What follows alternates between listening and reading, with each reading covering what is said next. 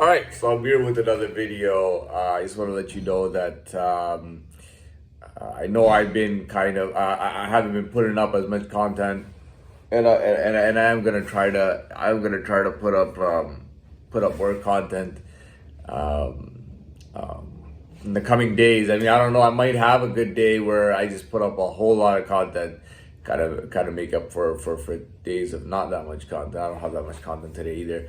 But I wanted to talk about something. I feel like people. And I have heard of this before, especially in North America. People. And I'm talking about from small to big things. Let's talk about what's a good. Let's talk about buying cars. Okay, no, not cars. That's too big. Let's just talk about a retail store. Okay, I told you Best Buy fired me. Okay, so I'll tell you something about Best Buy, and everybody knew this was that. If you came in and you were very nice and you said, "Hey, my product's not working. Can you deal with it?" They may or may not deal with that problem, right? If you come in very nice, they might just say, "No, sorry," or "This is the best we can do," or "You didn't get a warranty," or whatever the case is. Now, everybody knew at Best Buy that if you really wanted to, you could get anything you wanted, okay? You could buy a TV, you could break it in with a hammer, okay, or like sledgehammer. You could break it in with a sledgehammer, bring it back, and say, "I want my refund." And if you bitched and complained for about 2 hours straight, they had like a section like a rotunda section that was kind of like an office that dealt with returns and issues. And if you yelled somebody's head off for 2 hours, you got a brand new TV or all your money back. And everybody knew that. If you bitched and complained enough, you would get what you wanted, exactly what you wanted. And it's relevant because this is relevant to North America. Now, what I want to talk about is so for me also living here, and I'll tell you, and I've actually been kind of looking back at things, and I found out how successful I was. I remember 19 years old having my own apartment, and I switched about 3 phone companies within that year because I kept having issues. Either the what do you call it, the 5G towers or whatever, I don't know what you call that. That was doing very bad. My data was okay, but phone calls I couldn't hear properly. It was terrible. Reception, there you go. The reception was terrible. I called them, I sent them emails, I talked to them, and they always reimbursed me. Another example is when I worked for Debcor, which was a construction company in Southern Ontario. I sent emails and all that, and Deb, who was the owner, from what I know, her father or uncle started the company, and he had passed away, and Deb was an older woman by that time, maybe in her 50s and 60s. And I emailed Deb. Deb called me back after about a month of emailing her, talked to me personally, and said that she would reimburse me. The reimbursement was because I was told that the job was for 3 weeks, and that it would be in Vancouver. Now, I had taken the 3 weeks off from work. I had a job at that hotel in the kitchen, and I told them that I'm going to go away for a few weeks to do a project. Can I get the vacation time? And they gave me the vacation time. Now, it turned into 4 weeks or something in Vancouver, okay?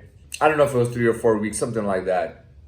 Now, we were originally supposed to go to Victoria Island right after Vancouver, but the teams got crisscrossed. Their team leader refused to go to Victoria Island. He said, "I'm not going there." Go to Winnipeg. So they sent him to Victoria Island instead of us, and sent us to Winnipeg. Okay, we got to Winnipeg, horrible hotel, horrible everything. It was just so bad there. After about a week and a half or a week and a half of work, and I said, "Dude, I'm about a week and a half over my time limit. You were supposed to get me a ticket to go back. I don't want to lose my job. I've had that job for years now, and I'm not losing that comfy, goddamn unionized and nice job for, just do an extra week with your company," where that was not the case. They refused and said, "We will not reimburse you." Or the guy who was running the management, who he just became like a project manager. He was refusing it. So I bought my own ticket with my credit card, went back. By the way, they wanted to take us into the like north while there was a snowstorm coming in. So there was a huge snowstorm coming in and they were trying to take us way up north from Winnipeg. I got a ticket, went back to Toronto, paid it myself on my credit card. She called me later on after a month of emails and stuff and said, I am going to get you reimbursed 100% on your ticket, which she did. She got me reimbursed.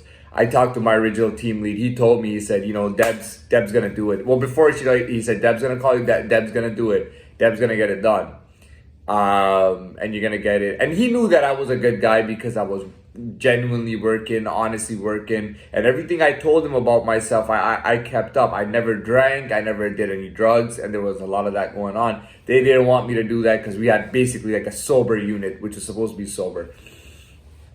So, I mean, that also happened within that 1 year. So, and also, again, when I was doing valet in 2014, I remember I was on one day I was at work and I had a break for about 45 minutes or something. And I was on the phone for 45 minutes with my phone service talking to them about, you know, why I was overcharged because I had traveled to Dominican and I was charged for data and all this stuff. So I was talking it with them. Not only did I get my overcharges like reduced and handled, but they talked to me and said, we'll give you a new deal with us where you get like so much more data and things for only like $6 more or something. So, I mean, I was on the phone and it worked out. I gotta tell you, everything in my life, whenever I had an issue, everything worked out. I mean, I went to Colombia by myself, very dangerous, and I was still able to make things right and make my way in a country where I had, you know, I just pretty much landed in. You know what I mean? So I was always able to get things fixed up, you know, whether it was flights or whatever the case was. And I had no issue with that. Now, I gotta tell you, this dead time was absolutely horrible. I mean, you know, it was with the exception of maybe, you know, a couple of years being kind of kept alive and connected through somebody else. You know what I mean? Because my life was in dead time and I was unable to do that. So having somebody kind of source me out and for a couple of years, yeah, times were good until 2019 where I went away for over 3 years consecutively. And here I am. So the point of this, and we'll just wrap that up, but the point of this was to let people know here that sometimes people are thinking it's my fault, right? And during that time, they would throw that at me. They claimed that everything was my fault. I wasn't fighting enough, like violently. Like I should be arguing and fighting violently for things that I want, which I did for a little bit, didn't really do much at all, right? Number one. Number two, I need to ask all the time. I need to repeat myself 100 times every day. I need to cry tears. I need to have tears come through my eyes. I need to yell and scream and talk about how bad and show how bad I feel. You know what I mean? Whereas my whole life I lived being happy all the time, being straight-faced, and simply asking in an intelligent way and getting things done, right? So when you think that, you know, I'm here because I haven't been asking enough, I haven't been suffering enough, I haven't been whatever, that's not true. You know what I mean? I have repeatedly through times. I mean, it got to the point where I basically told them, like they revealed stuff like years later. So they revealed that, okay, legally, you know, I wasn't even supposed to be kept in this place. I was supposed to be let out. I was supposed to be released totally and all this stuff. And, you know, they talk about that and then they talk about I should have been released and everything. And then when I tell them in person, like I'm like looking at them in a video conference call because of COVID, and I tell them that, you know what, they lie to me and they go, that's not true, that never happened. You have no record of this. I tried to get, so they're supposed to keep like you know, in court they keep typed documents where you get like a record. I asked for that record. They told me it would cost me $550 to get the record. Okay, I was self-representing. I didn't have a lawyer. I wanted to get the record. They wouldn't give me the record. As far as I know, I could have paid $550 and it would have magically disappeared from the record. The fact that, you know, that they printed the wrong thing just because they felt like it. Like the parole board, which is not a parole board, which is total scam and bullshit. This whole thing is a scam and bullshit. They sent, they sent it down that to release me, and the lawyer at this organization, he actually wrote up a fraudulent document, just erased what they wrote and wrote in a document that I had to be kept here, okay, magically, right? And when I told him about it, when we had the last conference last year, at the end of last year, what did the guy say to me? That never happened. That never happened. This is totally not nonsense. That never happened ever. Whereas in the previous conference, the lady had claimed that this had happened. So, you know, when you think I haven't asked enough or anything, that's all bullshit. I mean, I know when they pretty much told me, like, fuck you, we don't care what you have to say, we're gonna, you know, we don't really give a shit. And it's like, okay, well, that's the case. You know, I've seen the world go up in flames in the last few years. I've seen all sorts of terrible things happen to the world.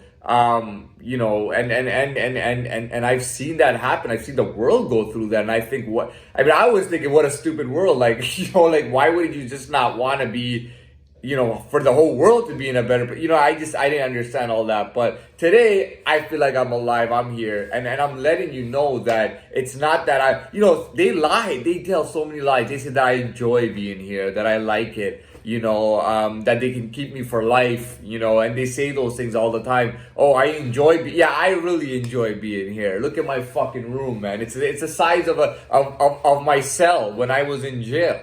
My jail cell was the size of this room. I'm not even joking. My jail cell where I stayed in jail was the same size of this room. You really think I enjoyed here? I can't even go out anymore unless I go with somebody takes me directly to get food and drink to come back, like from commissary, to go to commissary, get food and drink, come back. I can't even go get out of this place. I'm stuck in here all the time. I don't do much at all, but you know, I try to use it constructively. But I mean, yeah, I like being here. You know what I mean? Whereas I could have my own apartment or my own condo with a full-time job, you know, with a very, you know, using the facilities in my place, cooking and cleaning and ordering food, having a car, having a life just like I did before. And no, I like it here. Yeah, that's why I'm in a cell. You know, that's why I have the room the size of the cell. So it's all bullshit. The fact that that's when the world showed me its true colors. And this organization, when they found out that they could bullshit me and it didn't matter about legal lines, they took it as far as they could take it, as much as they could take it. And now it's a different world. But you know, what are they defending themselves with? Oh, it's because of him. He didn't do this, he didn't do that. So I want to make that clear, put this on. A lot of people are looking at me. A lot of people say stupid shit to me, you know, like, oh, I'm too high valued or I'm too up there status wise to be in shitty positions, and that it's my fault that I'm in shitty positions. You know what I mean? Versus they put me in those shitty positions, but you know, everybody's like, oh, I'm too high status, I'm too intelligent, I've done too much, I've done things way beyond anybody's capabilities, and that me to be stuck in this place fucks everybody up, and that it looks really bad because now people who are genuinely higher are feeling shittier, and the people who are lower are feeling even shittier because they have to live shittier.